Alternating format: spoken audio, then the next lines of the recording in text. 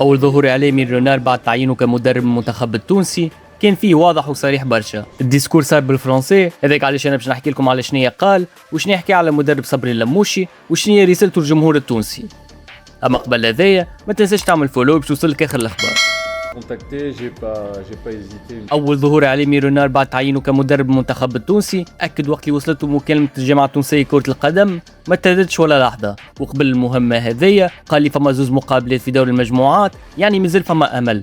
المدرب الفرنسي اعتبر لي كاس العالم بالنسبه لي هو حدث استثنائي، خاصه انه عاش التجربه هذيا قبل مرتين، وزيد اكد اللي اكثر حاجه شجعته باش يجي لتونس هو التحدي الكبير الموجود قدامه.